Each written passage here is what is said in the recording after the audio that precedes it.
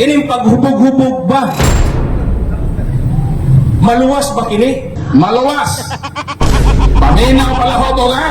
Ang tanan nga Katoliko nga mga palahubog maluwas. Ang tanan nga Katoliko nga mga palahubog maluwas.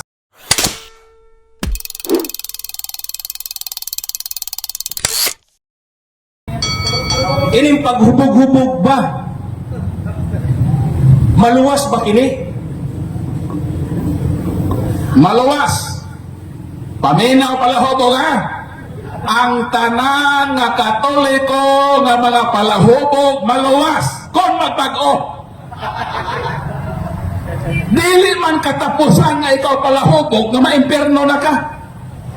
Kay matang adlaw gitawag kita sa Dios sa pagpag-o. Unang Pedro 1:16. Ningon ng Ginoo, be holy for I am holy. So ang pangutana, ang mga Katolikong palahubog maluwas ba? Dako gyud og kaluwasan ang Katolikong palahubog kung muundang na siya sa paghubog-hubog. Dili sala ang pag-inom, balikon ko ha. Kitang mga Katoliko, wala ta bawali sa pag-inom. San Pablo miingon, unang Timoteo 5:3, ayaw ka mo pag-inom og lunlong tubig lamang. Sa ato pa, bawal ang pag-inom og lunlong tubig lang. Dili kinahanglan nga mag-inom ta perming tubig sama sa mineral water. Ayaw pag-inom og lunlong tubig lamang.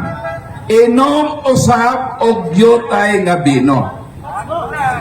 Sa ato pa, ang bino wala gyud totally ibawal. Moinom mangani ng manok kadi mangihi. Balikon ko ha. Ang manok moinom mangani bisan di mangihi. Ang tao na bahinoon na mangihi nga di moinom. Ang atong Ginoo naghimog bino. Asa mabasa? Juan Kapitulo 2, mga bersikulo 1 hangtod sa 11. Naghimo ang Ginoo tinadyaw nga bino. Og ang Ginoo gi-accuse usab nga palahubog. Asa mabasa? Mateo 11:17 mingon ang mga tao nga si Kristo kuno ulitan og palahubog. Si Kristo dili palahubog ha. Si Kristo mo inom lang og bino. Apan dili si Kristo palahubog. Og matod sa unang Korinto 11:1, miingon sa San Pablo, imitate me as I imitate Christ. Sundog ako ninyo. O sa may kayo ni San Pablo, unang Timoteo 5:3, inom og jutang bino.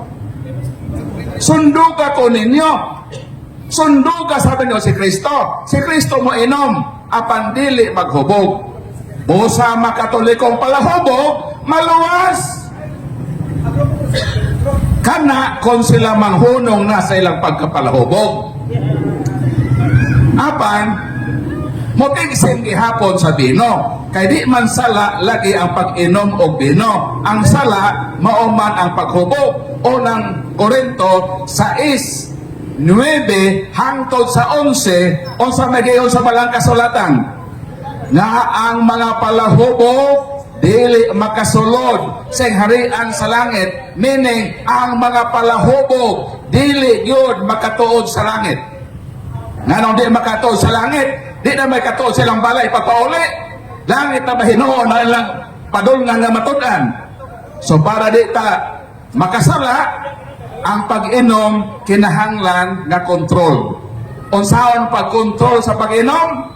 Galacia Kapitulo 5, mga bersikulo 22 o 23, pangayuon nato ang usa sa importanteng bunga sa Espiritu Santo, ang gitawag self-control, ang pagpugong sa kaugalingon. Na every time mo inom tag bino, makapugong ta. Nga mo inom lang, nga dili mo sangpot ngadto sa paghubog. So kitang Katoliko, mo inom ta, pero mag-ampo ta sa Ginoo nga Lord kining akong pag-inom dili unta ni musangpot sa paghubog.